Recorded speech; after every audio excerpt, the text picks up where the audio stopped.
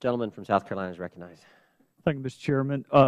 Commissioner, Lois Lerner sat where you're sitting right now and said, I have broken no laws, I have done nothing wrong, and I have violated no IRS rules or regulations. Now, as a very highly accomplished attorney like yourself, you would have to concede that's pretty broad testimony, wouldn't you?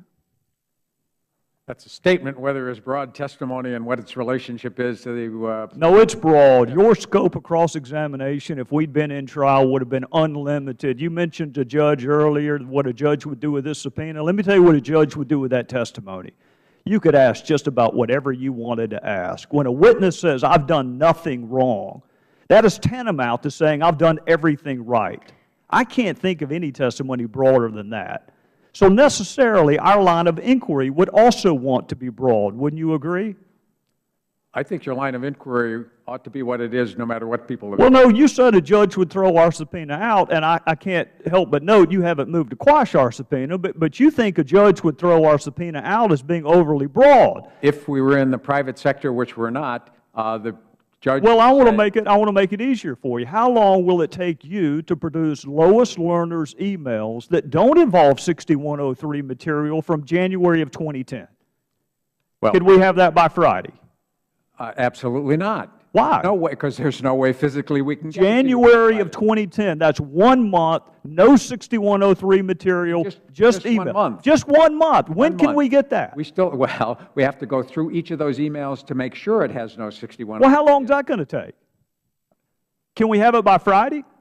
I have no idea. Just 1 month, Commissioner. Just January of 2010.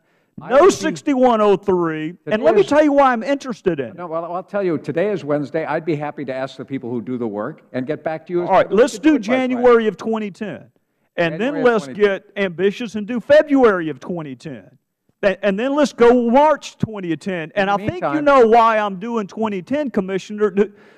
When the President likes 5-4 Supreme Court decisions, he calls that settled law, like the ACA. When he doesn't like 5-4 Supreme Court decisions like Citizens United, he attacks it, which is what he did in January of 2010.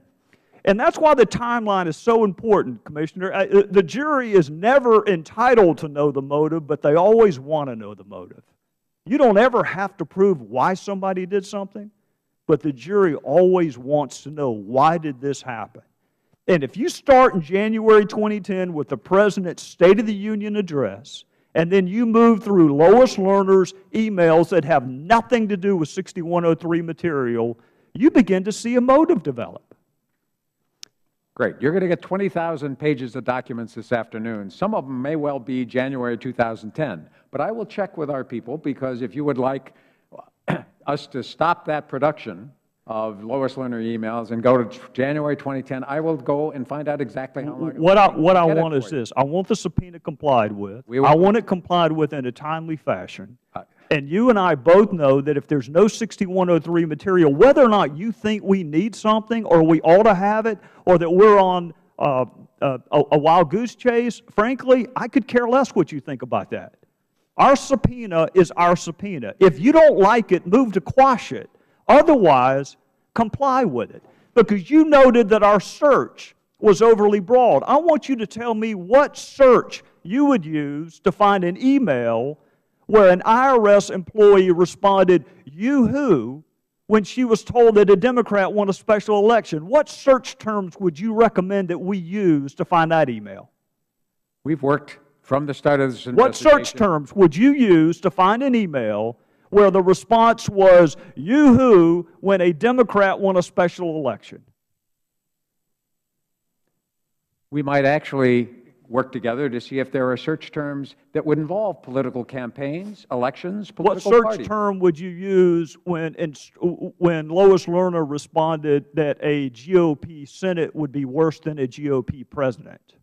I would actually, if you wanted to, we'd go through and say, look at political parties, look at references to elections, GOP and Democrat. Or we can do this. Just give us all of the emails she sent or received in January of 2010 that don't involve 6103 material, and we'll decide what we think is relevant and not. Because she said, I've done nothing wrong, I've broken no IRS rules or regulations, and I have broken no laws. That is pretty broad, Mr. Commissioner. Now, if I could just have a moment.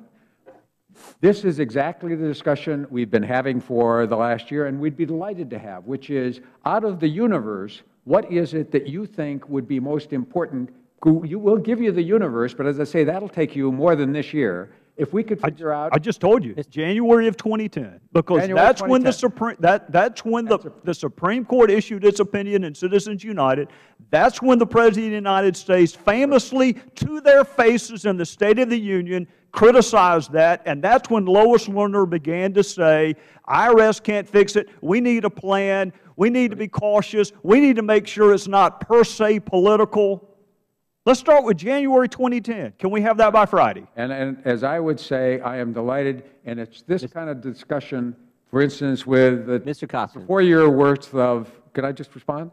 With the 4 years worth of applications of C4s, we might be able to say, well, which ones would you like, so that we don't spend 3 years at it. January 2010 is a perfectly understandable definition, and we will actually respond to you as quickly as we can. Commissioner, you need to understand our perspective, though.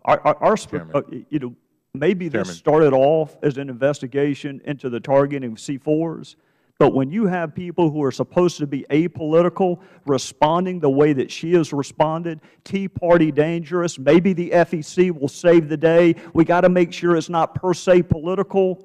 When you have people in positions of authority and responsibility that are expressing overtly political commentary on government email, I think we ought to be entitled to all of them, and that's why we asked for it. Chairman. I would just simply note that, for the record, that you already have all those emails, which is why you have all of that information. So it is not— We don't know what we don't know, Mr. Commissioner. We know the ones we have. You know the ones we have, and I got it. we'll go to January 2000. Mr. Koskinen, here's the point. There are 24